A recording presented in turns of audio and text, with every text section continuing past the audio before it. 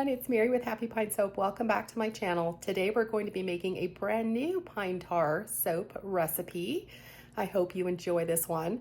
We ran completely out of the other one. For those who might not have seen the other one, it's this one on my channel. My husband and my son absolutely adored this to the point where I ran out of it really fast. Now, the original recipe of the first one was actually quite a complex one. It had a lot of ingredients, so I decided to pare this one down to just 5 simple ingredients for you guys. And as I showed in the first video, pine tar is really good for skin. It has many benefits. It's been used for thousands of years in different type of medicines and applied to the skin topically. And as I showed in the first video, pine tar moves extremely fast. This was within seconds of pouring the whole batch. As you see, it is rock hard. So I'm also trying a brand new recipe that I know moves really slowly. That's the one I'm going to show you today to hopefully see if it gives me a little extra time to pour. I don't know if it will. We're going to find out. But this was the first batch and it got very hard, very rapidly. And pine tar is known for doing that anyways. These ones also had a bit of a fancy pattern on the top, so if you're interested in how I did that, feel free to check out my first video. But today we're just going to pare it down. It's going to be very simple, 5 simple ingredients, a slower moving recipe that I've used many times before to hopefully give you more time to pour. I changed the fragrances up a little bit because I want to see if I can sweeten the smell and reduce just the strength of the pine tar scent a little bit. And again, these were a hit. My family quickly ran through them. They adored the pine tar in the soap. So I'm hoping you too will also enjoy making your own pine tar soap and seeing the benefits. Our recipe today is going to be a simple one. It only has 5 main ingredients. I went ahead and put everything into SoapCalc, which once again has changed their soap calculator, so it looks a little bit different. So feel free to pause my video at any time if you want to take a screenshot of the recipe. You're welcome to do that to try it out yourself. This will be a 5-pound recipe. The oil weight that you see here, the 3.5-pound oil weight, that is just for our oils. It does not include the lye and the water and our fragrance. So everything all together is 5 pounds. Here is our closer look at our water and lye. Our water is at 11.04 ounces or 313.08 grams for those of you who don't live in the US. Our lye is 7.36 ounces and 208.72 grams. And the oils, as you see, the combined oils are at 56 ounces or 1,587.57 grams. And our fragrance is a little bit lower than Brambleberry's calculator, which I'll show you in just a second, sitting at around 3.15 ounces, as you see the grams to the right. And our 5 simple ingredients here are coconut oil, lard, tallow, and sunflower oil, high oleic, as well, of course, as our beautiful star of the show, pine tar. Coconut oil is going to be about 12.32 ounces, and again, the grams are to the right. Lard is at 11.2 ounces. Tallow is at 16.8 ounces. The high oleic sunflower oil is at 10.08, and the pine tar is at 5.6 ounces. For Brambleberry's soap calculator, for the fragrance calculator, that is, I'm going to be putting in 4 ounces of fragrance oils. As you see, the Christmas Forest fragrance oil, you can go up to 4.62 ounces for a 5-pound soap batch. And the other fragrance I'm using is orange peel fragrance oil, which also, again, can go up to 4.62 ounces for this particular batch. I'm choosing to use 2 different ones just because I love the combined smell of them together, but you are welcome to use one single fragrance oil that behaves well. You don't want an accelerating one. You want one that behaves well, and just use it at the correct amount that the unique soap calculator for that fragrance oil allows you to in this batch. And our pine tar today is this brand. I got it off of Amazon. So feel free to check Amazon. It's supposed to be one of the best for pine tar soaps. A lot of people recommend this brand. and it supposedly has a wonderful molasses texture, which it definitely has compared to maybe some other brands, which apparently don't have the molasses kind of liquid texture when you pour it. So that's something to note about this brand. And of course the smokiness, it's well known for its smoky fragrance, which again, my husband, my son absolutely love the smokiness of this. So yeah, this is the brand I use today. Here is the coconut oil, the lard, and the tallow. I like to add all of my hard oils first, and then I will go ahead and melt these in the microwave to 140 degrees Fahrenheit roughly, and then we will add our sunflower oil.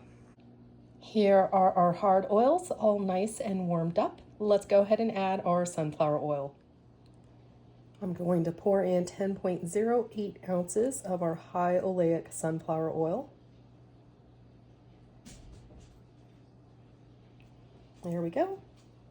And our very special ingredient here, pine tar, goes in at 5.6 ounces. Let's carefully measure that out and we'll stir it. Ooh, it reminds me of molasses when it pours.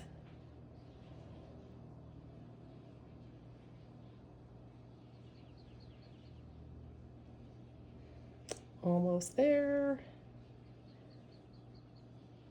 And we're good. We'll go ahead and stir it gently by hand.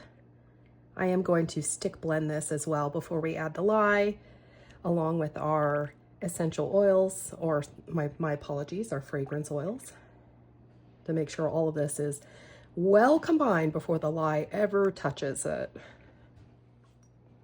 Our combined fragrances are going to be Orange Peel and Christmas Forest from Brambleberry.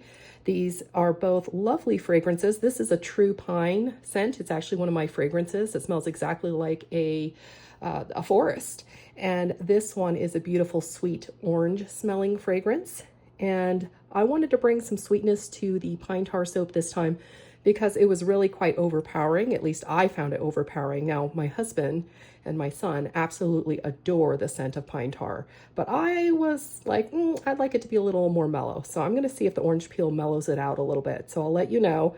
I had about 1.5 ounces of this left. So the other 2.5 ounces is going to be Christmas Forest, and I just combined them to equal 4 ounces, which, as you saw on the Brambleberry calculator, we could go a little higher, but I'm just going to stick to 4 ounces. We're going to go ahead and add our fragrance at this time because I want everything to be in and ready to go. As I mentioned, this recipe moves extraordinarily fast, so you really want to set it up for success by having everything ready to go by the time we add our lye solution. In addition, I think I'm going to add several tablespoons of kaolin clay. This is also from Brambleberry. Kaolin clay is fabulous for our skin. It's such a gentle exfoliator. And I just noticed that it really adds to the lather, and I just love the slip and the feel of the soap when it has kaolin clay in it. So we're going to just be generous and add several heaping tablespoons. Let's see what this adds to the finished bar as opposed to the first time we made this. And kaolin clay is great. It normally doesn't mess with your trace or acceleration at all. It's just a wonderful additive. And the last special additive I'm going to use is walnut shells. I love my soap a little scrubby. So we're going to add a heaping teaspoon of this, and I will get our blender going, and we'll make sure all of this is very well blended. Now, as far as these additives, feel free to skip them if you don't have them or if you don't want to use them. You are absolutely welcome to skip them and not add them into your soap. Let's go ahead and use our stick blender just to make sure everything is very well incorporated.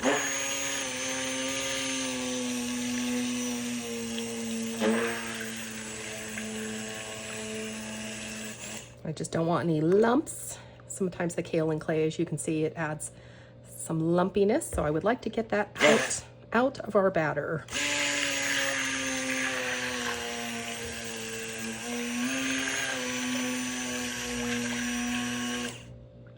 All right, I'm gonna blend this just a little bit more until I don't see any little tiny white specks from the kaolin clay.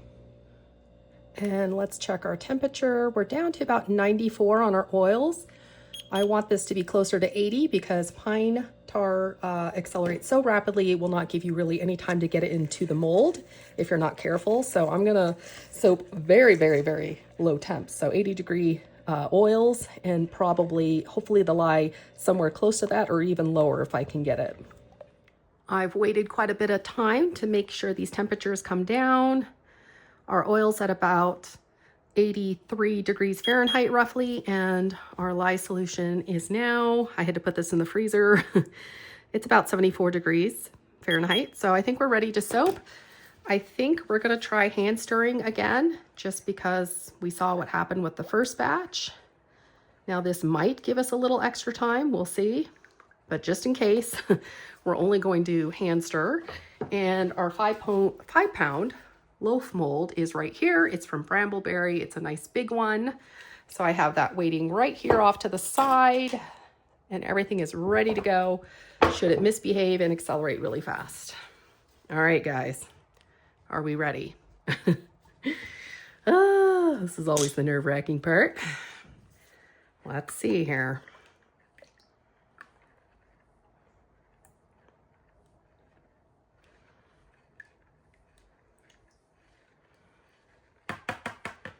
All right, so far so good.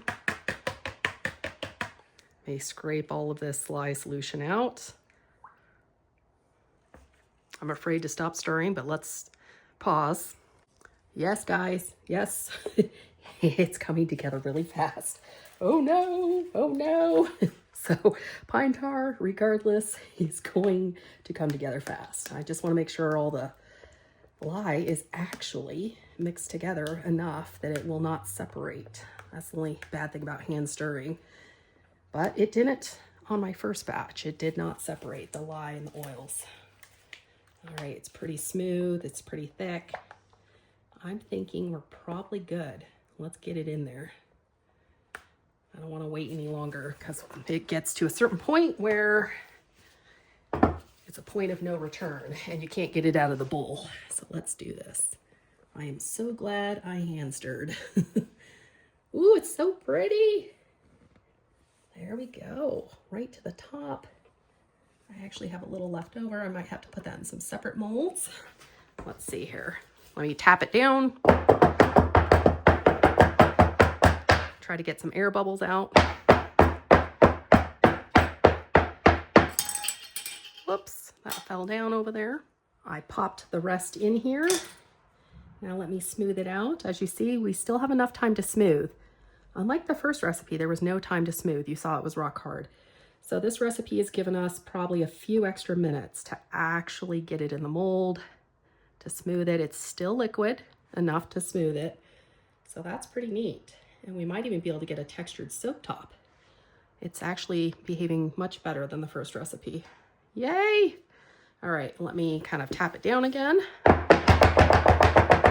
All right, and let's get a spoon and quickly start texturing this top before we have no time to do it. Now, I could not in any way have done this with the first one, but this one is actually kind of like mashed potatoes right now. So it's still got texture enough to use a spoon. All right, scrape that off as much as I can. All right, let's see. Let's do something simple. Quick, quick, quick. Get it over the top. Cute. All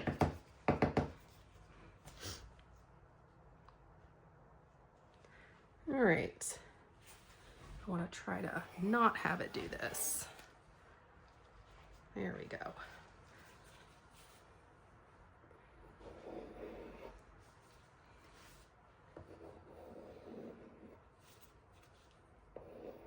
I don't like it when it's messy and comes outside of the mold.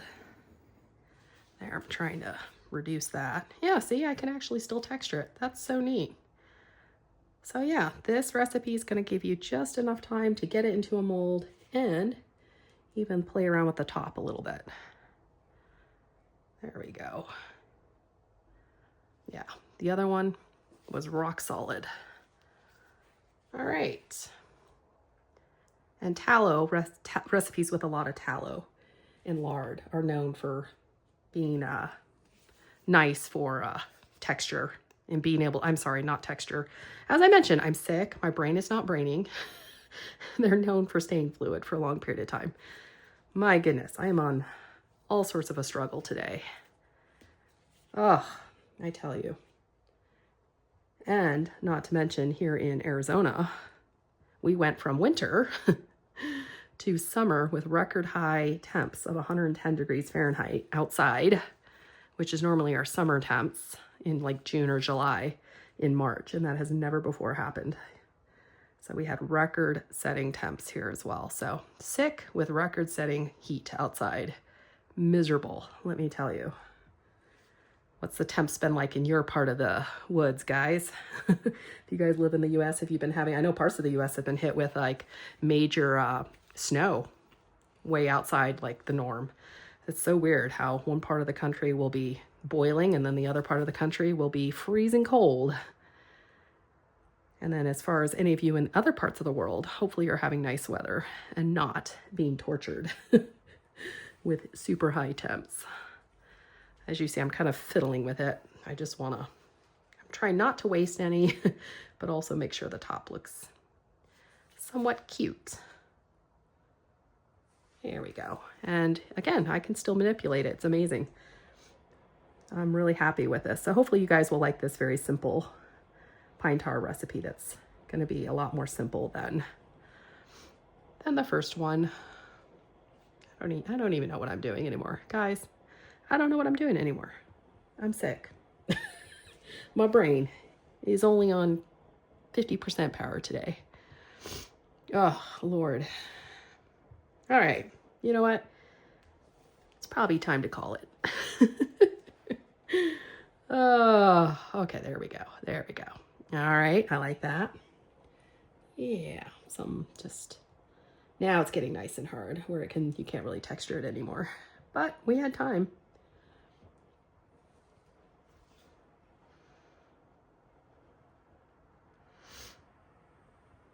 All right, at some point, I just need to stop.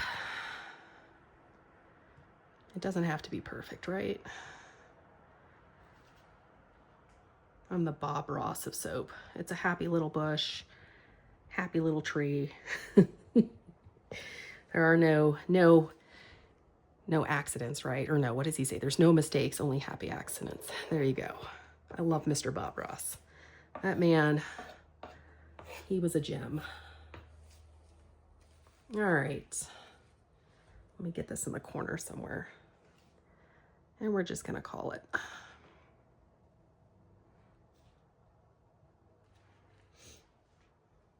Done. Let me just now pop this in the oven just to keep warm. I won't turn the oven on or anything. We'll just let it gel in the oven. Here is our soap. I had it sitting in the oven for the past 5 hours. I'm pretty sure it's ready to cut since it's already very, very hard. And I don't want to break my wire cutter more than necessary. So let me get this unmolded and we will get cutting. Thankfully, when the loaves get hard super fast, it is so much easier to unmold it and cut it much quicker than typical. I will go ahead and cut off some of the extras that poured over the top. Make these nice and clean looking. There we go. I think it's ready to cut now. Let's grab our loaf. I actually have a string missing here, so I'm not going to be able to cut it completely without separating it into 2 parts. So we'll just cut this part and then the second. All right.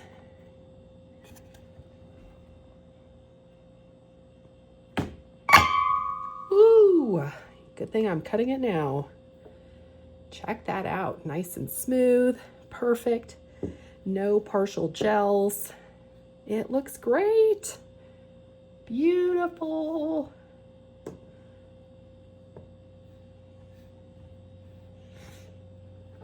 Beautiful. Nice and smooth. We got it in the mold in time.